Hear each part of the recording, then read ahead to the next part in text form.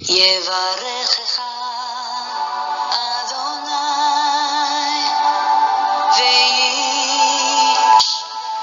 וישמרך. 오늘 우리 부활 주일날 함께 나눌 하나님 말씀의 제목은 예수 그리스도의 부활과 함께 부활한 세 가지. 제목이 뭐라고요? 예수 그리스도의 부활과 함께 부활한 세 가지. 예수님이 부활하심으로 말미암아 우리에게 죽어 있었던 세 가지가 부활을 하였습니다. 그것이 무엇인지 오늘 말씀을 통하여 살펴보고 우리에게 이 세 가지 부활의 역사를 행해 주신 주님 앞에 감사하는 시간을 가지겠습니다. 오늘 본문은 에베소서 2장 1절에서 6절, 갈라디아서 2장 20절입니다. 에베소서 2장 1절에서 6절 우리 한 목소리를 같이 읽겠습니다. 그는 허물과 죄로 죽었던 너희를 살리셨도다. 그때 너희는 그 가운데서 행하여 이 세상 풍조를 따르고 공중의 권세 잡은 자를 따랐으니 곧 지금 불순종의 아들들 가운데서 역사하는 영이라. 전에는 우리도 다 그 가운데서 우리 육체의 욕심을 따라 지내며 육체와 마음에 원하는 것을 하여 다른 이들과 같이 본질상 진노의 자녀이었더니 긍휼이 풍성하신 하나님이 우리를 사랑하신 그 큰 사랑을 인하여 허물과 그리스도와 함께 살리셨고 너희는 은혜로 구원을 받은 것이라. 또 함께 일으키사 그리스도 안에서 함께 하늘에 앉히시니. 자, 우리 한 구절 더 봅니다. 갈라디아서 2장 10절 내가 그리스도와 함께 십자가에 못 박혔나니 그런즉 이제는 내가 사는 것이 아니요 오직 내 안에 그리스도께서 사시는 것이라. 이제 내가 육체 가운데 사는 것은 나를 사랑하사 나를 위하여 자기 자신을 버리신 하나님의 아들을 믿는 믿음 안에서 사는 것이라. 아멘. 오늘 읽었던 본문의 주된 요지가 뭐냐면 우리는 예수 그리스도와 함께 십자가에 못 박혔다.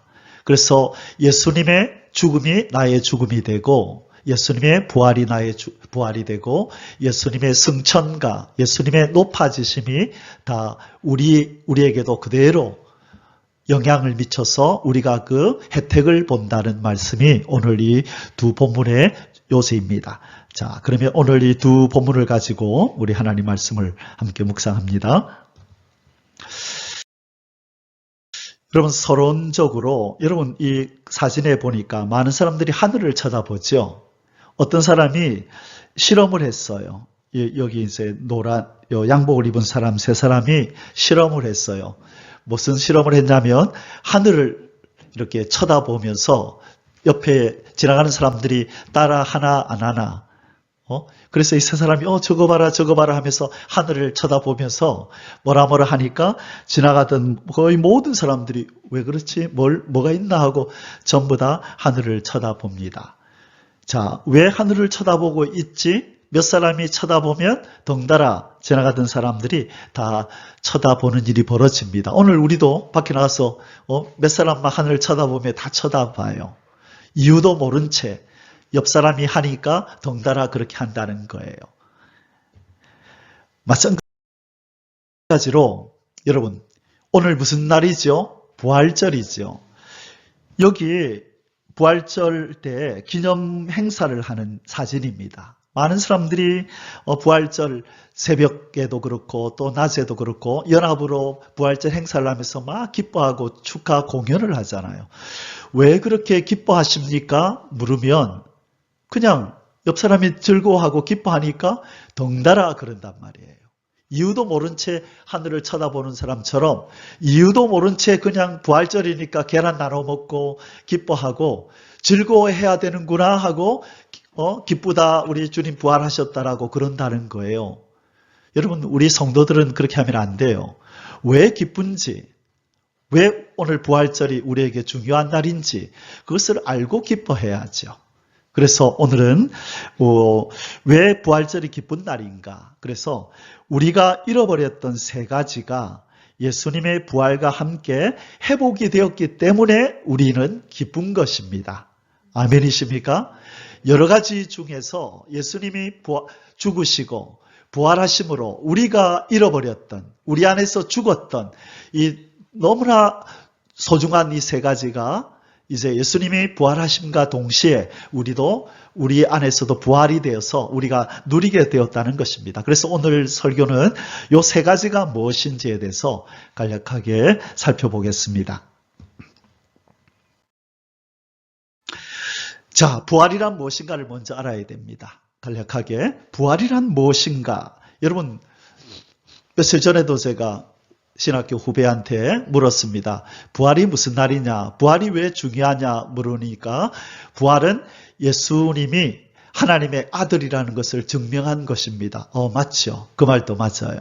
또 예수님의 부활을 하심으로 예수님을 믿는 우리도 부활한다는 것을 증명한 것입니다. 그 말도 맞죠. 맞아요. 그런데 부활이 무엇이냐고 물을 때에 가장 부활의 중요한 핵심적인 이유는 그 중요한 그 사실은 뭐냐면 다 이루었다라고 예수님이 십자가에서 선언하신 그 선언에 대한 하나님의 아멘입니다. 아들아, 네 말이 맞다. 네가 다 이루었다. 그래. 네가 십자가에서 아버지 다 이루었습니다. 아버지가 나보고 하라고 한 그 일을 다 하였습니다라고 선언하신 그 예수님의 선언에 대한 하나님이 맞다, 아멘이라고 하나님이 선언하시는 그 행위가 부활이라는 거예요.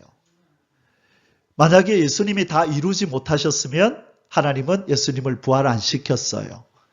그런데 아버지께서 아들의 다 이루었다는 이 선언을 인정하시고 아멘 하면서 부활하라고 이렇게 성령으로 역사하신 것입니다. 자, 요한복음 19장 30절에 예수께서 신포도주를 받으신 후에 이르시되 다 이루었다 하시고 머리를 숙이니 영혼이 떠나가시니라. 뭘 다 이루었다는 거예요? 인간의 구원을 위해서 아버지가 아들에게 행하라고 하신 그것을 다 이루었다는 것입니다. 자, 그러면 그게 구체적으로 무엇인가? 자, 이 그림을 먼저 보시고, 자, 여기 보면 밑에 대제사장이 이제 지성소에 들어갈 준비를 합니다. 7월 10일 날. 무슨 날이죠? 이 날이 대속죄일. 대속죄일 때 자기의 죄를 위하여서는 수송아지의 피를, 그리고 백성들의 죄를 위해서는 수염소, 또 수양이라고도 하는데 원래는 염소예요. 그 피를 가지고 들어가서 하나님 앞에 제사를 드립니다. 제사를 드리고 나면, 절차대로 다 드리고 나면 지금 밖에서는 백성들이 마당에 서서 이 대제사장이 제사를 드리고 살아나오기를 간절히 소망하고 있어요. 왜냐하면 제사장이 제사를 드리고 살아나와야 하나님께서 이 제사를 받으셨다는 증거가 되고, 그래야 백성들의 1년 동안 쌓여있던 죄가 용서되는 거예요. 만약에 제사장이 살아 못 나오면 이들의 죄가 여전히 있는 거죠. 그게 고린도전서 15장 17절에 부활이 없으면 너희들의 죄가 여전히 있다. 이 제사장이 이 안에서 살아나오지 못하면 이들의 죄가 여전히 있는 거예요. 그래서 이스라엘 백성들은 간절히 대제사장이 이 제사하는 하나님의 임재 앞에서 제사를 다 끝내고 나오기를 기다리는 거예요. 마찬가지로 이 제사가 예수님이 오셔서, 이제는 실체가 오셔서 우리의 대제사장이 이제 이 제사를 이루신 거예요.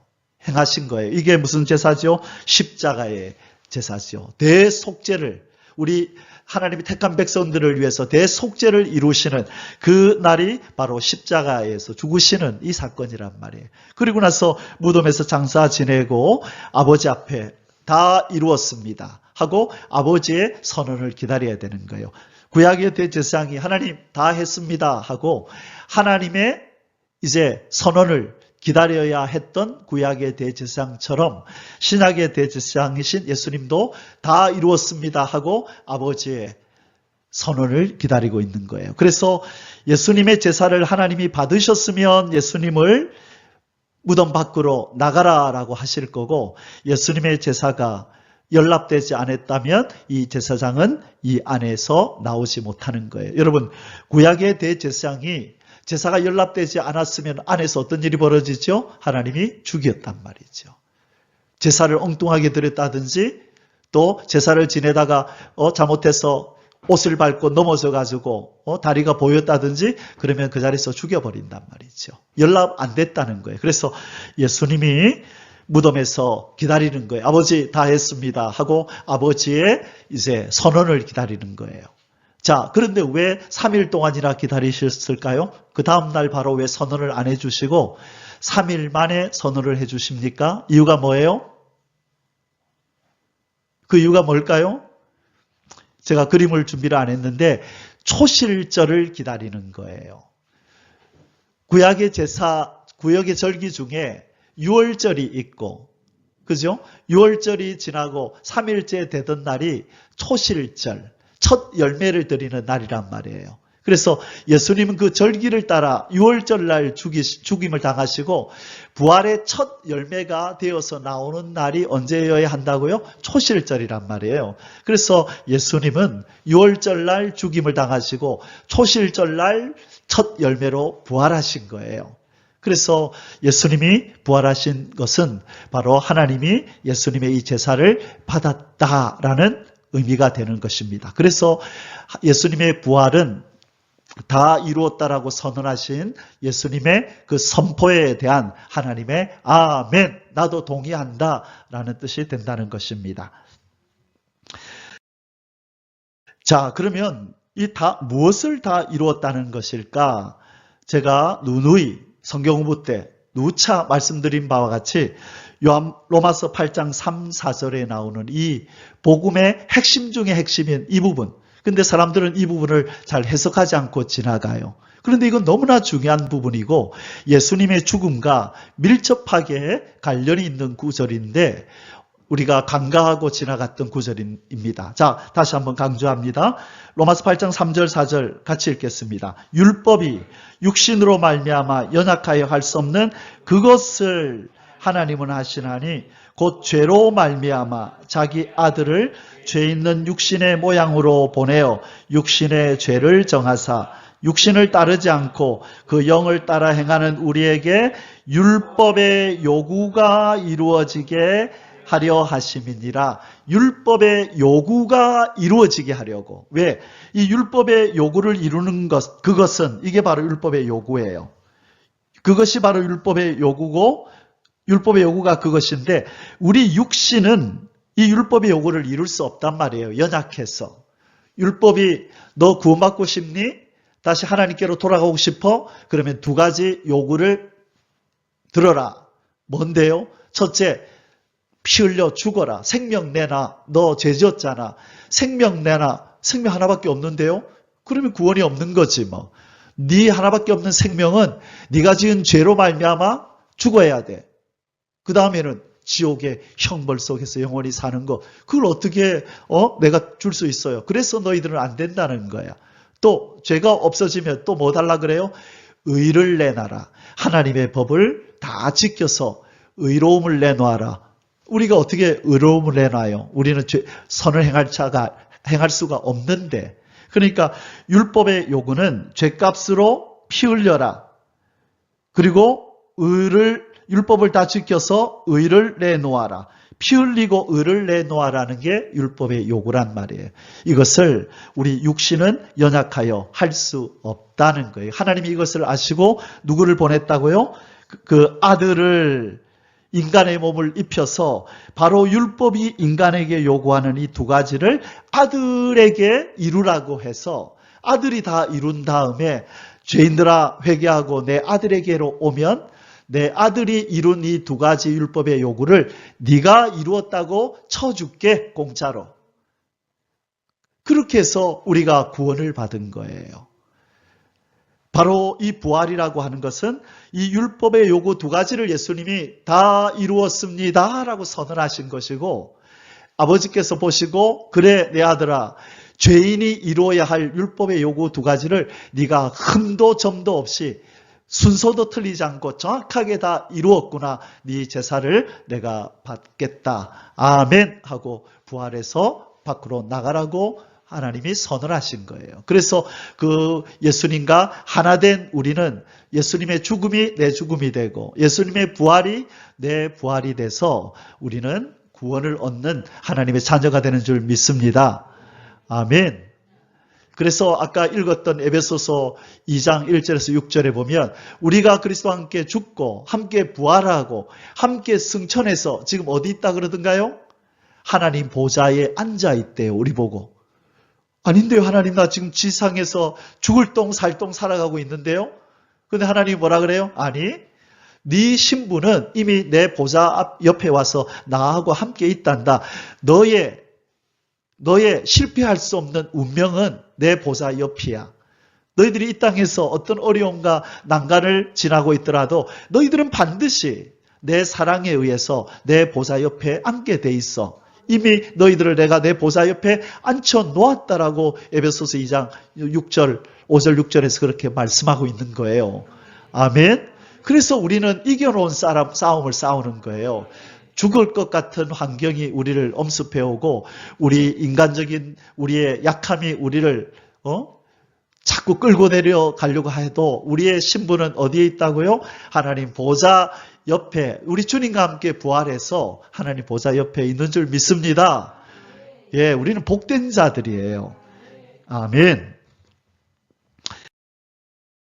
자, 그러면 예수 그리스도의 부활과 함께 부활한 세 가지가 뭐냐? 첫째, 생명의 부활. 우리의 죽었던 생명이 부활했습니다. 할렐루야.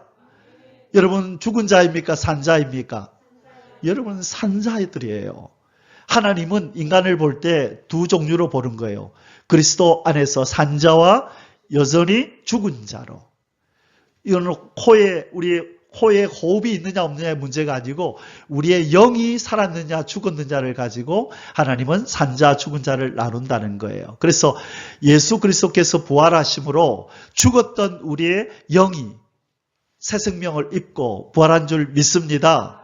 그래서 저와 여러분은 새 생명으로 부활한 하늘에 속한 존재들임을 믿습니다. 아멘. 에베소서 오늘 본문에 이렇게 기록되어 있습니다. 2장 1절 2절에 그는 허물과 죄로 죽었던 너희를 살리셨도다. 우리 주님께서는 허물과 죄로 죽었던, 자, 죽을 뻔했더니예요, 죽었더니예요. 어떤 사람들이 기도할 때 그렇게 해요. 죽을 뻔했던 우리를 살려주셔서 감사합니다. 그렇게 기도한 사람이 있어요. 그거는 틀린 기도죠. 자, 눈을 뜨시고 앞을 보세요. 자, 눈을 뜨시고 졸음이 오더라도 눈을 뜨시고 앞을 보세요. 자, 죽을 뻔했더니 아니고 죄와 허물로 죽었던 너희를 이미 죽었었다는 거예요. 죄와 허물로. 그런데 하나님께서 죄와 허물로 죽었던 우리를 살리셨도다. 자, 우리는 어디에 있었다고 그래요? 그때의 너희는 어디에 있었다고요? 그 가운데서 행하여 이 세상 풍조를 따르고 공중의 권세 잡은 자를 따랐으니 곧 지금 불순종의 아들들 가운데서 역사하는 영이라. 우리를 죽였던 이 악한 마귀에게 사로잡혀서 우리는 세상 풍조를 따르며 살았던 존재들, 죽었던 존재들인데 우리 하나님께서 그 아들의 피로 십자가의 대속을 통하여 허물과 죄로 죽었던 우리를 살렸대요. 그래서 우리는 생명의 부활이 일어난 것입니다. 할렐루야. 아멘. 에베소서 4장 17절 18절 같이 읽겠습니다. 그러므로 내가 이것을 말하며 주 안에서 증언하노니 이제부터 너희는 이방인이 그 마음에 허망한 것으로 행함같이 행하지 말라. 그들의 총명이 어두워지고 그들 가운데 있는 무지함과 그들의 마음이 굳어짐으로 말미암아 하나님의 생명에서 떠나 있도다. 자, 어디에서 떠나 있다고요? 하나님의 생명에서 떠나 있도다. 누가? 예수 그리스도 밖에 있는 사람들이. 우리가 하나님의 생명에서 떠나 있었던 우리. 어디에서 떠나 있었다? 여러분, 이 구절은 너무너무 중요해요. 하나님의 생명에서 떠나 있었대요. 잘렸었다는 거예요. 가지가 나무에서 잘려지면, 그죠? 아무리 유리 테이프로 붙여놔도 그 가지는 죽은 것이에요? 산 것이에요? 죽은 것이죠.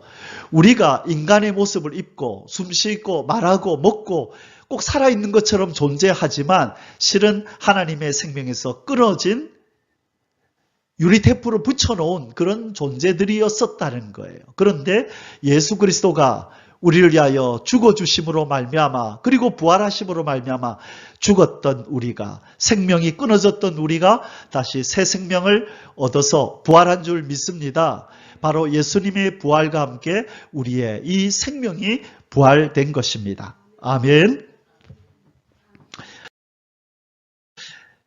요한복음 5장 24절, 25절, 26절에서는 사망에서 생명으로 옮겨졌다. 예수님으로 인하여 그렇게 선언하십니다. 5장 24절, 내가 진실로 진실로 너희에게 이르노니 내 말을 듣고 또 나 보내신 이를 믿는 자는 영생을 얻었고 심판에 이르지 아니하나니 어디에서? 사망에서 생명으로 옮겼느니라. 아까 에베소서 2장 1절에서 뭐라 그랬어요? 죄와 허물로 죽었던 우리들이라 그랬잖아요. 그런데 예수 그리스도를 믿음으로 사망에서 생명으로 옮겼느니라. 아멘. 여러분, 이것을 우리가 체험하고 경험하고 실감해야 돼요. 아, 우리가 생명 얻은 자들이구나.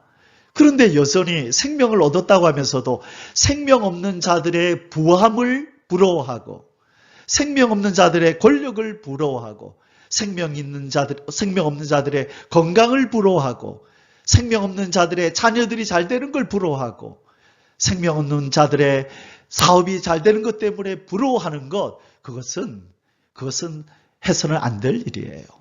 우리는 뭘 자랑해야 돼요? 생명이 주어졌다는 걸 자랑하고 기뻐해야 되는 거예요. 그 외의 것을 부러워하거나 그 외의 것을 가지지 못한 것 때문에 안타까워한다면 그 사람은 아직 복음을 알지 못하는 거예요.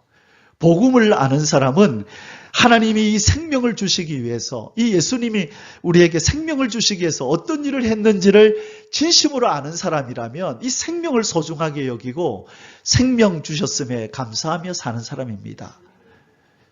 너의 소유가 무엇이냐라고 물을 때 예수님이 주신 이 생명이 나의 소유입니다라고 그렇게 자랑해야 되는 거예요. 그래야 이 일을 위해서 죽으신 예수님이 보람 있지 않겠어요?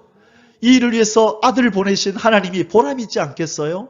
그런데 이 생명을 소중히 여기지 않고 세상의 것들을 부러워하고 그리워하고 나도 저것 좀 가져봤으면, 저 재물 좀 가져봤으면, 건강 좀 가져봤으면, 자녀가 잘 되고 사업이 집안이 부해지는 거 저거 나도 그래봤으면, 그것은 생명을 소홀히 여기는 거예요. 여러분, 행복은 어디서 오느냐? 어느 철학자가 그런 말을 하더라고요. 행복은 가지지 못한 것을 가지려고 애쓰면서 오는 게 아니에요. 더 많이 가지면서 오는 게 아니라 이미 가지고 있는 것에 대해서 감사할 때 거기서 행복이라는 감정이 솟아난다는 거예요. 여러분, 이미 하나님은 우리에게 감사할 수 있는 행복의 조건을 주신 줄 믿습니다. 그게 뭐예요? 생명이라는 거예요.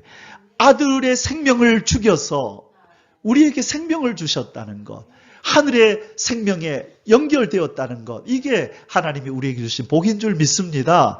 이걸 기뻐하고 즐거워하시고 평생 감사 제목으로 삼으세요. 아멘. 25절에 진실로 진실로 너희에게 이르노니 죽은 자들이 하나님의 아들의 음성을 들을 때가 오나니 곧 이때라. 듣는 자는 살아나리라. 그래서 예수님이 오셔서 부를 때 응답하고 오는 자들에게는 생명이 일어나는 거예요. 예수님은 생명 덩어리이기 때문에 갖다 대는 순간에, 접촉하는 순간에, 예수님을 영접하는 순간에 생명이 전이되어서 생명으로 살아나는 거예요. 우리가 바로 그런 존재였죠. 죽었던 존재인데 예수님을 우리 안에 영접하는 순간에, 생명의 주님과 연결되는 순간에 우리가 생명이 된 줄 믿습니다. 그래서 우리는 생명이신 주님을 소중히 여기고 감사해야 하는 것입니다. 26절에 같이 읽습니다. 아버지께서 자기 속에 생명이 있음같이 아들에게도 생명을 주어 그 속에 있게 하시고 하나님은 빛이시고 하나님은 생명의 근원이십니다. 모든 생명체들, 피조물들의 근원이 바로 생명이신 하나님이잖아요. 그래서 죄와 허물로 죽어버린 피조물들을 살리시려고 생명의 근원이신 하나님이 그 생명이신 아들을 이 땅에 보내어서 사망에 속한 피조물들을 살려내라고 보내셨다는 것입니다. 아멘. 그래서 우리는 바로 이 새 생명을 얻은 복된 자임을 믿습니다. 아멘. 아들이 있는 자에게만 생명이 있다고 하나님은 선포하십니다. 요한일서 5장 11절 12절에 또 증거는 이것이니 하나님이 우리에게 영생을 주신 것과 이 생명이 어디에 있다고요? 그의 아들 안에 있는 그것이니라. 아들이 있는 자에게는 생명이 있고 하나님의 아들이 없는 자에게는 생명이 없느니라. 하나님의 관심은 바로 여기에 있어요. 그런데 오늘날 마귀는 이 관심에서 우리를 떠나게 만들고 인간의 관심은 권력과 부와 명예와 재물과 학벌과 건강과 이런 것에다가 신경을 쓰게 만들어요. 하나님은 아들 예수가 있느냐 없느냐, 인생들아 너희들의 제일 큰 질문은 이거단다. 이것을 너희들이 소중히 여겨야 된다라고 아무리 창조주가 위에서 하나님이 말씀해도 이 땅의 피조물들은 거기에 관심이 없는 거예요. 그래서 저는 그 스포츠 경기 이렇게 볼 때마다 수많은 관중들이 함성을 지르고 온갖 종류의 스포츠를 다 만들어가지고 인간들이 열광하고 발광할 거리를 만들어서 인간들에게 그 관심을 쏟게 만드는 마귀의 그 작전이 눈에 보이는 거예요. 하나님이 얼마나 서글프시겠어요. 인생들아 거기에 열광하지 마. 그게 뭔데? 상금도 많이 걸어요. 영국의 축구만 해도 이런 대회 저런 대회 막 계속 대회를 만들어가지고 이 땅의 인간들로 하여금 하나님을 향하여 관심을 갖지 못하도록 온갖 세상의 것들에 관심을 갖도록 만드는 거예요. 이것이 바로 마귀가 하는 일입니다.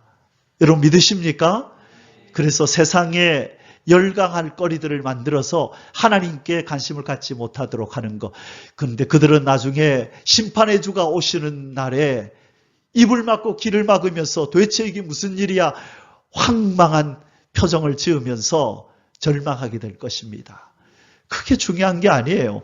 아들 예수 그리스도가 있느냐 없느냐, 그리고 그 아들을 만날 준비를 하면서 우리의 신부로 만날 준비를 하면서 주님이 세우실 그 나라에 들어갈 준비를 하면서 사는 것이 이 마지막 때에 사는 인생의 최고 과제이고 의무인 줄 믿습니다. 거기에 관심을 갖는 저와 여러분은 복된 사람들입니다. 아멘. 예수 그리스도의 한 의로운 행위로 생명을 얻었습니다. 우리가 생명이 부활했는데 무엇 때문에 부활했다? 예수님의 한 의로운 행위로 부활을 했대요. 우리 생명이. 로마서 5장 18절입니다. 같이 읽습니다. 그런즉 한 범죄로 많은 사람이 정죄에 이른 것 같이 한 의로운 행위로 말미암아 많은 사람이 의롭다 하심을 받아 생명에 이르렀느니라. 아멘. 한 사람의 범죄는 뭐예요? 아담의 선악과를 따먹는 그 불순종의 범죄로 말미암아 모든 인생이 죄인이 되고 저주를 받았는데, 한 의로운 행위, 마지막 아담, 둘째 아담 예수님의 한 의로운 행위로 우리가 의롭다함을 얻었대요. 그 한 의로운 행위가 뭐예요? 십자가에서 죽으시면서 다 이루었습니다. 아버지, 다 끝냈습니다라고 하는 율법의 요구를 이루어라라고 하는 그 하나님의 명령을 예수님은 순종하셨다는 거예요. 첫째 아담은 불순종, 불의한 행위. 우리 주 예수님은 순종, 의로운 행위를 하심으로 우리에게 죽었던 우리의 생명을 살린 줄 믿습니다. 여러분, 한 의로운 행위, 이게 바로 율법의 요구를 이루신 주님이 다 이루었습니다라고 한 아버지의 말씀에 순종한 그 행위로 말미암아 우리가 새 생명을 얻은 줄 믿습니다. 아멘. 우리는 예수님이 무슨 일을 해주셨는지를 말씀을 통하여 가능한 한 많이 알아야 돼요. 아, 이분이 한 의로운 행위를 해주셨구나. 순종하는 행위를 해주셨구나. 이분이 나를 대신해서 율법을 다 지키셨구나. 십자가를 져주셨구나. 나를 위해서 부활하셨구나. 부활이 무슨 의미인지, 세례는 무슨 의미인지, 예수님에 관한 것이라면 하나라도 빠짐없이 우리가 많이 알아서 그분을 노래해드리고 칭송해드릴 때 우리에게 생명 주신 생명의 주 예수님은 기뻐하시는 줄 믿습니다. 아멘. 두 번째, 주님의 부활과 함께 부활한 것이 신분의 부활입니다. 우리는 처음에 범죄 전에 아담은요, 신분이 많았어요. 여러분, 아담의 신분이 뭐 있었을까요? 왕이요, 선지자요, 제사장이요, 하나님의 백성이요, 하나님의 자녀요, 하나님의 나라요. 여러 신분들이 있었어요. 그런데 범죄하는 그 순간에 그 아름다웠던 신분들을 다 잃어버리고 다 그 신분이 사라져버리고 죽음에 이르렀습니다. 하나님이 손을 쓰지 않으셨더라면, 하나님이 예수 그리스도를 이 땅에 보내지 않으셨더라면 인간의 잃어버린 이 모든 신분들은 다시는 부활할 수 없는, 우리와 관계없는 것들이 되어서 우리는 지옥의 형벌 속에서 고통만 받을 수밖에 없었음을 믿습니다. 그런데 예수님이 고난당하시고 부활하심으로 우리가 잃어버렸던 아름다운 신분들을 회복시켜 주셨어요. 우리가 일반적인 아담의 새 직분, 왕, 제사장, 선지자, 그 직분은 내버려 두고 성경에서 말하는 우리의 신분의 무엇에서 무엇으로 부활했는지를 말해주는 그 네 가지를 간단하게 살피고 이제 세 번째 부활로 넘어가겠습니다. 첫 번째는 마귀의 자녀에서 무슨 자녀로 부활? 하나님의 자녀로 부활했대요. 우리는 죄를 범한 유나나 우리는 누구의 자녀였을까? 죄를 범한 우리는 마귀의 자녀였었는데 하나님의 자녀로 부활했다는 거예요. 요한일서 3장 10절에 이러므로 하나님의 자녀들과 마귀의 자녀들이 드러나나니 무릇 의를 행하지 아니하는 자나 또는 그 형제를 사랑하지 아니하는 자는 하나님께 속하지 아니하니라. 이들은 누구다 말이에요? 마귀의 자녀라는 거예요. 그런데 요한복음 1장 12절에 영접하는 자, 곧 그 이름을 믿는 자들에게는 하나님의 자녀가 되는 권세를 주셨으니 예수님을 영접하고 믿으면 하나님의 자녀로 변화되는 부활의 역사가 일어난다는 거예요. 아멘. 그래서 예수님이 오시지 않았더라면 우리에게 이 신분의 부활은 일어날 수가 없었던 것입니다. 할렐루야.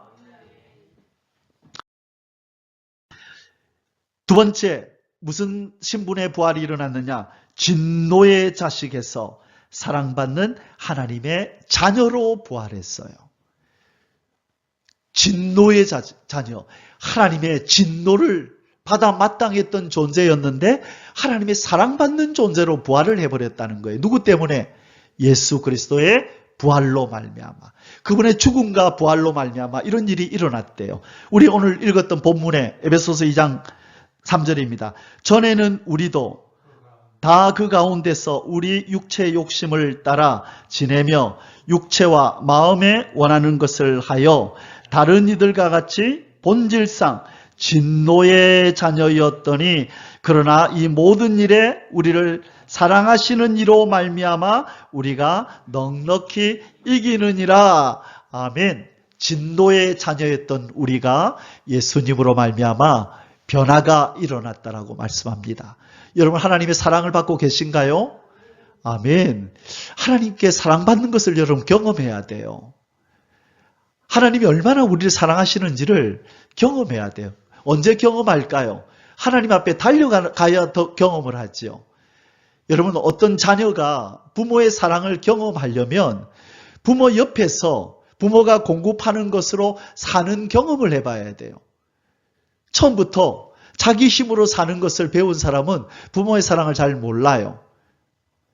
어릴 때부터 알바를 해가지고 자기가 먹고 자기가 학교 가고 그렇게 해본 사람은 부모를 의지하고 부모님이 나에게 어떤 존재인가에 대해서 그렇게 깊이 생각을 못해요. 그러나 자녀가 몸이 아파서 활동할 수 없는 그런 불구의 몸이었을 때 그때 실은 부모의 사랑을 깊이 느껴요.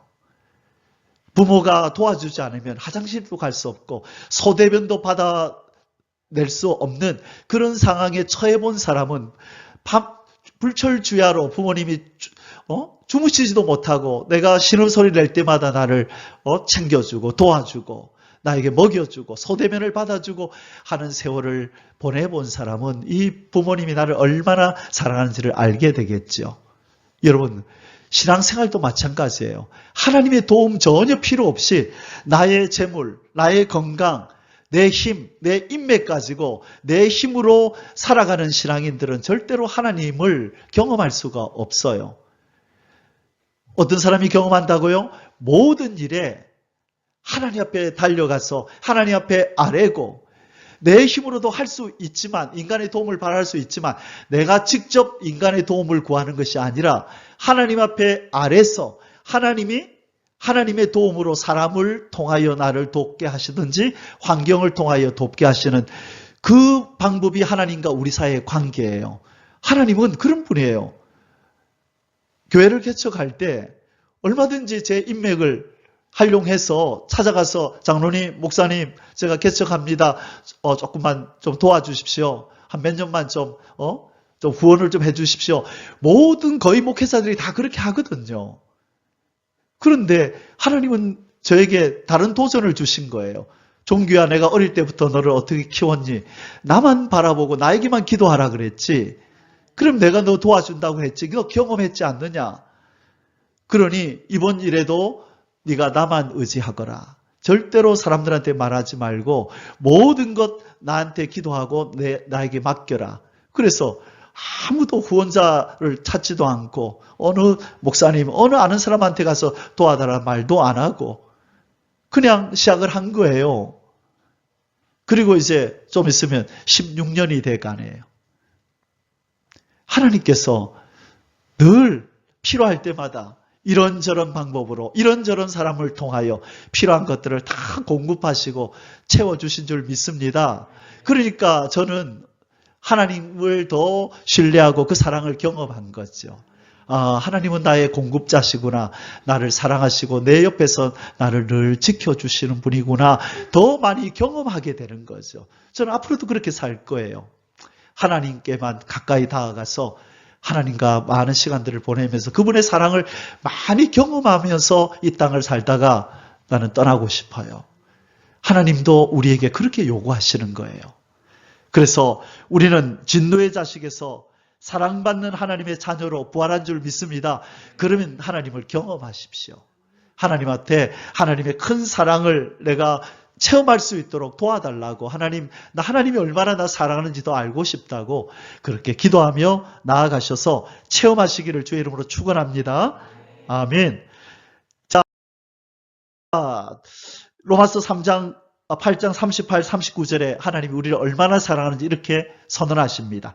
같이 읽겠습니다. 내가 확신하노니 사망이나 생명이나 천사들이나 권세자들이나 현재일이나 장래일이나 능력이나 높음이나 깊음이나 다른 어떤 피조물이라도 우리를 우리 주 그리스도 예수 안에 있는 하나님의 사랑에서 끊을 수 없으리라. 아멘. 이게 누구의 고백이에요? 누구의 고백인가요? 사도 바울의 고백이죠. 이렇게 확신을 가지고 선포하는 거예요. 하나님은 결코 자기 자녀를 향한 사랑을 끊지 않는다. 여러분, 우리는 이 사랑을 받는 존재가 된 줄 믿습니다. 바로 마귀의 자녀에서, 진노의 자식에서 이렇게 사랑받는 하나님의 자녀로 부활하였음을 믿습니다. 아멘. 세 번째로 어둠의 자식에서 빛의 자녀로 부활했습니다. 우리는 어둠이었습니다. 우리는 사망이었을 뿐만 아니라 우리는 어둠이었습니다. 하나님은 빛이시다.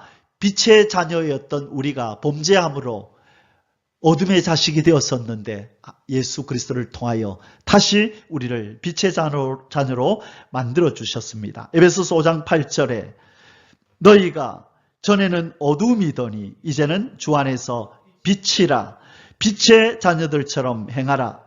데살로니가전서 5장 5절에 너희는 다 빛의 아들이요 낮의 아들이라. 우리가 밤이나 어둠에 속하지 아니하나니 이제 어둠에 속했던 일들을 다 버려야 된다고 말씀합니다. 죄에 속한 일, 어둠에 속한 일들을 버리고 빛의 자녀들처럼 행하라고 말씀합니다. 여러분, 우리는 빛의 자녀로 부활한 줄 믿습니다. 어둠의 자녀였던 삶을 이제 청산하고 빛의 자녀들답게 살아가는 저와 여러분이 되시기를 주의 이름으로 축원합니다. 아멘. 자, 마지막 네 번째 신분의 변화가 일어났습니다. 부활이 일어났는데 뭐에서 뭐로? 쫓겨난 자에서 나라와 제사장으로 부활했습니다. 쫓겨났던 존재예요. 누가 쫓겨났나요?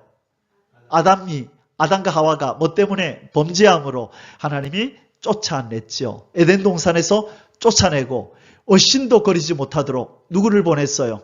천사들을 보내서 화영검, 불칼을 들고 에덴 동산의 생명나무를 지키고 여기는 얼씬도 거리지 말라 하고 쫓아내고 여자도 남자도 동물도 식물도 심지어 땅까지도 저주를 받아서 하나님 앞에 쫓겨난 자, 저주받은 자들이었었는데 하나님께서 예수님을 통하여 우리를 하나님의 백성으로 하나님께 제사 드리고 예배 드리는 자로 제사장으로 부활시킨 줄 믿습니다. 아멘. 베드로전서 2장 24절에 친히 나무에 달려 그 몸으로 우리 죄를 담당하셨으니 이는 우리로 죄에 대하여 죽고 의에 대하여 살게 하려 하심이라. 그가 채찍에 맞음으로 너희는 나음을 얻었나니 너희가 전에는 양과 같이 길을 잃었더니 목자를 버리고 떠나서 우리는 다 양 같아서 그릇 행하여 각기 제 길로 갔거늘. 이사야 53장 5절 6절 말씀처럼 우리는 바로 목자를 버리고 떠난 길 잃은 버림받은 쫓겨났던 그런 양이었다. 길 잃은 양이었다. 그렇게 말하고 있는 거예요. 이제는 너희 영혼의 목자와 감독 되신 이에게로 돌아왔느니라. 웰컴백. 잘 왔다. 잘 돌아왔다. 누구를 통해서요? 예수 그리스도를 통하여 우리의 신분이 쫓겨난 자에서 이제는 하나님의 백성, 하나님이 통치받는 나라와 하나님을 예배할 수 있는 제사장으로 회복된 줄 믿습니다. 아멘. 요한계시록 1장 6절 같이 읽습니다. 그의 아버지 하나님을 위하여 우리를 나라와 제사장으로 삼으신 그에게 영광과 능력이 세세토록 있기를 원하노라. 아멘. 하나님을 위하여 우리를 뭐로 만들었대요? 나라와 제사장으로 만들었대요. 누가? 예수 그리스도께서 그렇게 하셨다는 거예요. 신분의 변화가 일어났습니다. 아멘. 자, 세 번째 우리 상속자의 기업의 부활. 자, 무엇이 부활했다고요? 상속자의 기업의 부활. 기업이 부활했대요. 상속자에게는 부모에게서부터 상속받는 재산이 있잖아요. 우리가 하나님의 자녀로서 백성으로서 재산이 많았어요. 하늘의 신령한 보화들이 다 우리 것이었는데 범죄함으로 말미암아 하나님의 자녀에서 쫓겨나고 백성됨에서 잘려나가면서 우리가 다 잃어버렸던 하늘의 기업이, 상속자의 기업이 누구를 통하여 회복되었다? 예수 그리스도를 통하여 우리가 다시 하나님의 자녀가 됨으로 그 기업이 우리에게 부활되었다는 거예요. 아멘. 그래서 지금도 그 하나님의 이 기업을 우리가 누리고 있는 거예요. 뭐 하면 내려주세요? 기도하면 하나님이 공급하시잖아요. 이게 우리 게 아니었단 말이에요. 실은. 누구 거였다고요? 다 하나님 것. 실은 하나님의 자녀인 우리 것이었는데 우리가 범죄하고 예수님 밖에 있을 때는 하나님이 내려주지 않았다고요. 여러분, 하나님이 모든 인간들의 기도를 들으시나요? 자기 백성의 기도를 들으시나요? 자기 백성의 기도, 자기 자녀의 기도를 듣잖아요. 왜? 상속자니까. 아버지 좀 주세요. 그러면 우리의 것에서 하나님이 내려주시는 거예요. 아멘이십니까? 그래서 이 진리를 잘 알았던 사람이 바로 다윗이었던 거예요. 그가 하나님 앞에 성전을 지어드리고 싶었지만 하나님이 너는 전쟁을 많이 해서 피를 흘렸으므로 너 때 말고 네 아들 때에 짓게 해줄게 할 때 다윗이 그냥 알겠습니다 하고 손 놓고 있었나요? 뭐 했어요? 모든 재료를 다 준비하잖아요. 그래서 백성들한테 얘기하니 백성들이 막 가져오고 자기도 금은 보화를 다 내어놓고 하나님 앞에 드리면서 하나님 이렇게 기꺼이 드릴 수 있는 마음을 주셔서 너무 감사합니다. 하나님이 주신 것으로 하나님 앞에 드립니다. 그렇게 고백한 거예요. 자, 하나님의 백성은 이 땅에서 누리는 모든 것이 하늘로부터 내려오는데 바로 우리가 상속자이기 때문에 하늘의 기업의 우리가 주인이에요. 아버지가 그것을 내려주시면서 누리라고 하는 거예요. 아멘? 이것은 아무에게나 주시는 기업이 아니에요. 예수 그리스도를 믿고 하나님의 자녀로 부활한 자들이 바로 이 기업의 부활도 경험하는 거예요. 그래서 하나님이 우리에게 뭘 주셨다? 담대한 것 이것이니. 유난히가 외국을 떠난다고 합니다. 배낭여행을 떠난다고 할 때 엄마가 유난히한테 해줄 수 있는 최고의 선물은 뭘까요? 뭘 주면 될까요? 현금을 줘야 될까요? 뭐 하나 주면 될까요? 카드 하나 주면 돼요. 엄마 이름으로 된 카드 하나 딱 주고 필요할 때 써라. 그럼 엄마 통장에서 나간다. 그래서 친구가 유난아 너 해외여행하는데 돈 얼마나 가져가? 돈 없는데? 너 그러면 어떻게 여행하려고? 나에게 담대한 것 하나 있어. 그게 뭐죠? 엄마 이름으로 된 카드. 요한 1서에 보면 그 말씀이 나와요. 우리에게 담대한 것 이것이니 곧 그의 뜻대로 무엇을 구하면 들으심이라. 기도라는 특권을 주셨대요. 여러분 그것을 상속자의 특권이 바로 기도의 특권이에요. 하늘에 쌓여있는 아버지의 것. 그게 우리의 것인데 하나님 아버지가 아들아 내 이름으로 구해 예수 그리스도의 이름으로 구하면 하늘에 속한 신령한 것들 상속자인 너에게 공급해 줄 테니까 기도해라 그러시는 거예요. 아멘. 그래서 이 땅에서 하나님을 많이 경험하려면 기도로 하나님 앞에 많이 구하세요. 그러면 하나님이 누군지를 알게 되고 저와 여러분이 누군지를 알게 돼요. 아, 나라는 존재는 하나님 볼 때 이런 존재구나. 그래서 한 번씩 제가 그런 말을 해봐요. 여러분 막 번개가 치고 얼마 전에 인도에서 하루 만인가 5만 번인가 6만 번인가 번개가 쳤대요. 그래서 100몇십 명이 죽었어요. 번개가 막 내리쳐가지고 며칠 전에 뉴스가 났더라고요. 근데 옛날에 지금도 그런 마음이 있어요. 막 그런 곳에 가면 좀 비키세요. 제가 아버지한테 좀 얘기 좀 할게요. 하나님 아버지 번개를 좀 멈춰 주십시오. 그래서 제가 늘 추구하는 영성이 그랬어요. 아버지하고 친하고 싶은 거예요. 그래서 비켜보세요. 제가 아버지한테 얘기 좀 잘해볼게요. 하나님 진도를 멈추시고 번개를 멈춰 주시옵소서. 그 자연을 다스리시는 아버지 앞에 기도하면 들으신다는 확신을 가지고 하나님과 친밀하게 살고 싶은 게 어릴 때부터 하나님이 제게 주신 추구하는 영성이에요. 지금도 늘 추구하는 게 그거예요. 하나님하고 친하고 싶어요. 그래서 다른 사람들은 두려워 떠는 순간에도 내 아버지가 내 기도를 들으신다 하고 아버지 한마디 부를 때 오냐 아들아 왜? 라고 응답해 주는 그런 사이로 지내면 얼마나 담대하겠어요. 그래서 우리는 그런 영성을 가져야 돼요. 그러기 위해서는 그분하고 많은 시간들을 가져야 돼요. 아무도 없는 곳에서 하나님의 이름을 부르고 그분을 얼굴을 구해야 돼요. 그래 그분하고 친하면 여러분은 그런 하나님과 친밀한 자녀로 살아갈 수 있음을 믿습니다. 그게 보배예요. 그게 성경에서 말하는 믿음의 비밀이에요. 걱정하지 마세요. 제가 기도할게요. 우리 저기 그 어느 장로님인가 그 거창에 그 어떤 그 학교에 그 장로님이 계신데 그분이 그렇게 기도하신다 하더라고요. 지금 이제 돌아가셨는데 민조가 두려워하지 마라. 내가 너를 위해서 기도한다. 그 얼마나 멋있는 담대함이에요. 그러니까 우리가 그런 담대함을 걱정하지 마라. 이 대한민국아 걱정하지 마. 내가 하나님 앞에 전능자이신 아버지 앞에 기도하고 있다. 걱정하지 마라. 하나님은 나의 기도를 들으시고 역사하신다. 여러분 우리 믿는 사람은 그런 확신 속에 살아야 됩니다. 아멘. 자, 그러면 마지막으로 상속자의 기업의 부활을 잠시 살피고 말씀 마칩니다.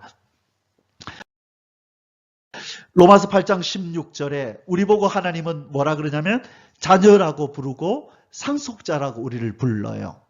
어디에 그 말씀이 있어요? 로마서 8장 16절, 17절에 같이 읽읍시다.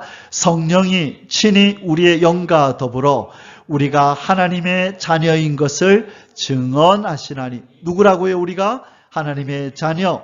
17절 자녀이면 또한 상속자 곧 하나님의 상속자요 그리스도와 함께한 상속자니 우리가 그와 함께 영광을 받기 위하여 고난도 함께 받아야 할 것이니라. 자, 여기서 중요한 두 가지. 우리는 그분의 누구다? 자녀임과 동시에 상속자. 여러분 지금 저희 아버지 돌아가시고 나서 그 집 하나, 조그만한 집 하나 있는 거 정리하는데 얼마나 신경을 많이 쓰고 서류 정리한다고 애를 많이 썼는지 몰라요. 다 한 줄 알고 갔는데 그 법원에서 아니 한 사람 거 빠졌다는 거예요. 누구요? 누나가 있었네요. 예, 벌써 30여 년 전에 돌아가셨는데요. 그래도 그 사람이 이 돌아가신 할아버지의 자녀였기 때문에 그 사람 서류도 가져와야 되는데 또 가져갔어. 가져왔습니다. 했더니만, 당신 누나에게 아들이 있었네요? 그 아들 것도 또 떼오세요. 또 떼러 간 거예요. 근데 아들이, 둘이 있었는데, 한 아이 거는 있는데, 한 아이는 없어졌대요. 제가 지난번에 간증했었죠. 조카를 찾았다고. 근데 그 동생이 길을 어떻게 집 나갔다가 없어졌다는 거예요. 그래서 그 서류를 이제 서류를 뗄 수 없어가지고 그게 계속 계류돼 있다가 이제 그러면 빨리 법원에다 사망 신고를 내라고 실종했다고 얘기하고 이제 사망 신고를 내라고 해서 이제 서류 정리가 이제 끝났다는 거예요. 상속자이기 때문에 이미 이 땅에 떠났어도 상속자에게 돌아가는 그 특권을 줘야 된다는 거예요.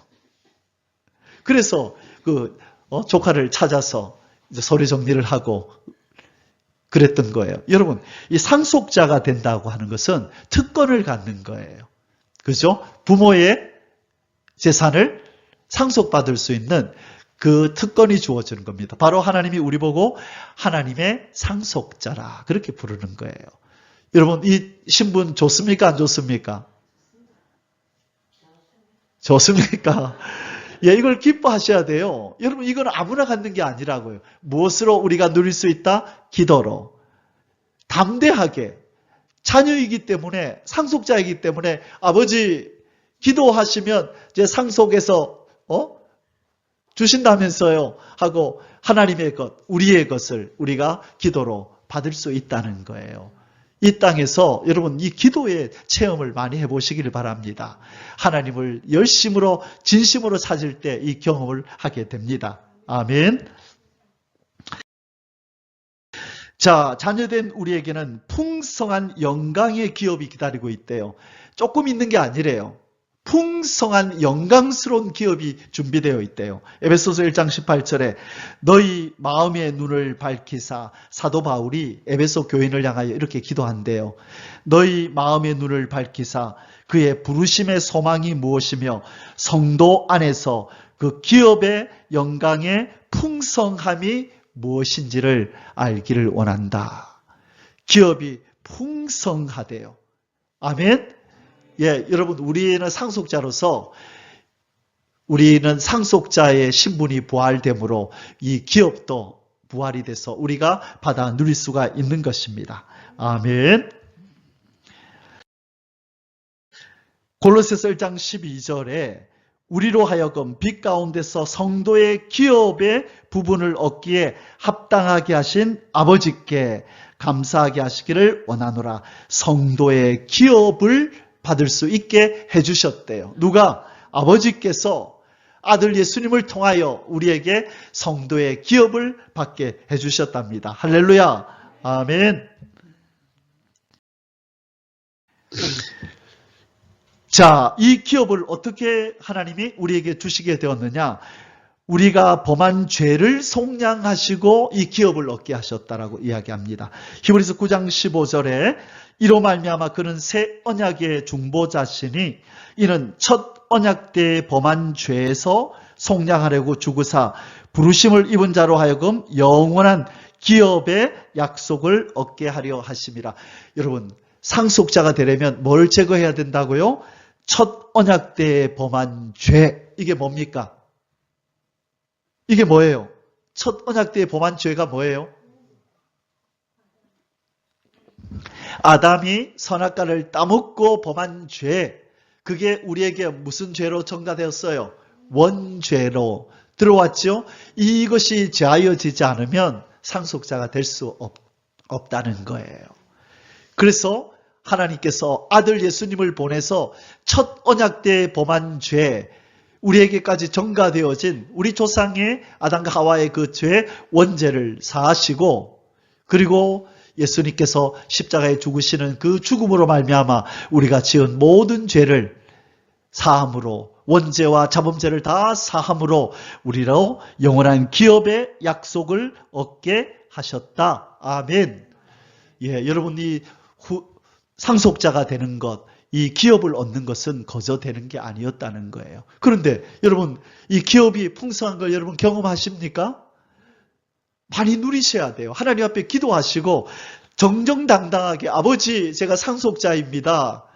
아버지의 약속대로 예수 그리스도 이름으로 구하오니 나의 기업을 누리게 하옵소서. 여러분, 정당하게 자녀의 특권을 가지고 기도하시길 바랍니다. 아멘. 결론입니다. 예수 그리스도의 부활과 함께 부활한 세 가지. 여러분, 이 구조에 실패한 잠수부, 제가 이 결론을 어떤 얘기를 할까 하다가, 여러분, 몇 년 전에 이 세월호가 침몰해서 많은 사람이, 학생들이 죽었잖아요. 그때 많은 이 민간 잠수부원들이 내려가서 그 생명을 구원하기 위해서 일하다가 많은 사람이, 잠수부원들이 죽었어요. 왜 바다 밑에 내려갔다고요? 생명을 구원하려고 내려갔죠. 그러나 열악한 환경과 또 인간의 한계 때문에 그것을 극복하지 못하고 구조에 실패하고 많은 잠수부원들이 사망에 이르는 일들이 있었어요. 그리고 생명도 많이 구원했죠. 그러나 인간의 한계에 의해서 다 건져내지 못하고 구원하지 못하고 사망한 사람들이 있습니다. 자, 바닷속에 들어가서 구조에 실패한 사람들이 많이 있었는데, 그러나 우리 예수님은 이 구조에 성공한 구원자이십니다. 예수님이 이 땅으로 내려오셨어요. 잠수부는 육지에서 바다로 내려갔죠. 근데 예수님은 어디로 내려오셨어요? 하늘에 계시다가 이 시커먼 사망의 땅, 이 죽음의 땅, 어둠의 땅으로 내려왔다고요. 뭐하러? 이 땅에서 죽어있는 인생들을 구원해서 하늘로 데리고 올려가려고 예수님이 내려오신 거예요. 그게 바로 요한복음 6장 38절에서 40절에 기록되어 있어요. 내가 하늘에서 내려온 것은 내 뜻을 행하려 함이 아니요 나를 보내신 이의 뜻을 행하려 함이니라. 예수님 왜 오셨어요? 하니까 뭐라 그래요? 내 아버지의 뜻을 행하려고 내가 내려왔다. 39절에 나를 보내신 이의 뜻은 내게 주신 자 중에 내가 하나도 잃어버리지 아니하고 마지막 날에 다시 살리는 이것이니라. 같이 읽읍시다. 내 아버지의 뜻은 아들을 보고 믿는 자마다 영생을 얻는 이것이니 마지막 날에 내가 이를 다시 살리리라 하시니라. 아멘. 자, 사망에 있는 자들을 살려내라고 잠수부로 예수님을 이 사망의 땅, 어둠의 땅으로 내려보내셨다는 거예요. 이것은 창세기에서 이미 예언이 되어 있었어요. 이런 일을 할 거라고. 누구에게 보여주셨나요? 야곱에게 사닥다리를 보여줬지요. 이것은 바로 야곱아, 네 후손이 사닥다리의 역할을 하게 될 거야. 사망의 땅, 어둠의 땅인 이 지상에서 하늘, 빛의 나라로, 생명의 나라로 너희 후손들을 데리고 올라가려고 위에서 누가 내려와서 사닥다리 역할을 할 거야. 땅과 하늘을 이을 거야. 그리고 그를 통하여서 하늘로 올라가는 일이 일어날 거야 라고 알려주신 사건이 바로 창세기 28장 10절에서 12절에 나오는 사다리 사건이에요. 창세기 28장 10절에 야곱이 브엘세바에서 떠나 화란으로 향하여 가더니 한 곳에 이르러는 해가 진지라. 거기서 유숙하려고 그곳에 한 돌을 가져다가 베개로 삼고 거기에 누워 자더니 꿈에 본즉 사닥다리가 땅 위에 서 있는데 그 꼭대기가 어디에 닿았고 하늘에 닿았고 또 본즉 하나님의 사자들이 그 위에서 오르락 내리락 하고. 자, 이것이 어디에서 성취가 되느냐? 요한복음 1장 51절에서 성취가 되는 거예요. 그래서 예수님이 너가 내 위에 천사들이 오르락 내리락 하는 것을 보게 되리라. 나다나엘을 향하여 그렇게 말씀하시는 거예요. 이것은 예수님이 십자가에서 죽으실 때 그 십자가의 대속의 죽음을 통하여 이 땅의 인간이 하늘로 올라갈 것을 예언하신 것이고 성취하신 사건입니다. 아멘. 자, 이제 우리 그림을 하나 보고 결론 요약을 하겠습니다. 여러분, 이 그림 제가 자주 보여드렸죠. 바로 예수님이 우리를 부활시키는 장면. 하나님이 아들을 보내서 이 사망의 땅, 어둠의 땅에 있는 인생들을 데리고 하늘로 올라오거라 해서 예수님이 자격을 갖추시고 인간들을 향하여 이 자격 없는 인간들아, 자격 있는 내 아들의 손을 잡아라. 그러면 그 손을 잡고 올라오는 너희들도 내가 거저 하늘의 백성이 되도록 해줄게. 아멘. 이게 하나님이 인간들을 구원하는 방식이에요. 예수 그리스도가 이 땅에 오셔서 구원, 십자가에서 죽으시고 부활하심으로 말미암아 율법의 요구를 다 이루시고 이 자격 없고 율법의 요구를 이룰 수 없는 연약한 인간들에게 이 아들의 손을 잡고 올라와라. 그 손을 잡고 올라오는 자들은 무조건 내 자녀로 삼아주겠다라고 하신 것입니다. 아멘. 바로 저와 여러분은 이 예수님의 손에 붙들린 자인 줄 믿습니다. 아멘. 우리 주님께서는 장차 모든 피조물들을 이제 부활시키실 것입니다. 이사야 65장 17절에 보라 내가 새하늘과 새 땅을 창조하노라. 계시록 21장 5절에 보라 내가 만물을 새롭게 하노라. 요한복음 5장 25절에 죽은 자들이 하나님의 아들의 음성을 들을 때가 오나니 곧 이때라. 듣는 자는 살아나리라. 이제는 이 만물도 온전히 부활할 줄 믿습니다.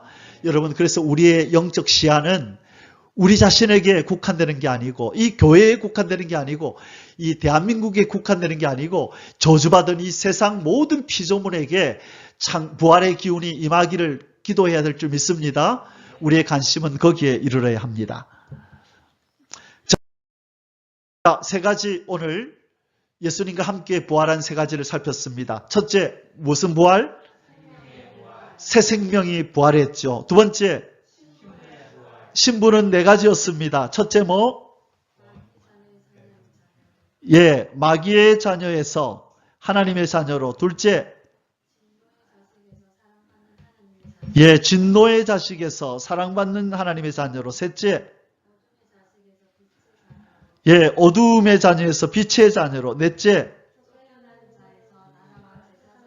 그렇죠. 쫓겨난 자에서 하나님의 나라와 제사장으로 다시 그분의 나라로 들어가는, 그분의 품으로 안기는 존재가 되었다고 말씀드렸습니다. 그리고 세 번째는 무엇이 부활했다? 상속자의 기업이 부활했습니다. 무엇으로 우리는 이 땅에서도 누릴 수 있다? 기도로 하나님의 자녀의 신분을 가지고, 상속자의 신분을 가지고 하나님 아버지 기도를 올립니다. 들어주옵소서. 그럴 때 상속자인 우리에게 상속을 주시는 아버지가 우리의 기도에 응답하시는 줄 믿습니다.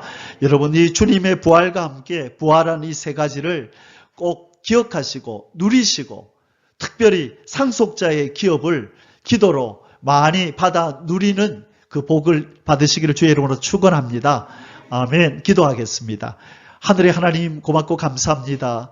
우리가 잃어버렸던, 범죄로 말미암아 잃어버렸던 이 세 가지를 예수 그리스도의 부활과 함께 부활시켜 주셔서 감사합니다. 이것을 지식으로 알 뿐만 아니라 이제 기도함으로 이 기업을 누리고 향유하며 우리 하나님이 얼마나 큰 일을 해주셨는지에 대해서 감사와 찬송을 드리며 살게 해 주옵소서. 오늘 우리의 심령이 부활하게 하여 주옵소서. 기도가 부활하게 하여 주시옵소서. 사랑하는 주 예수 그리스도의 이름으로 감사드리며 기도 올리옵나이다. 아멘. יברכך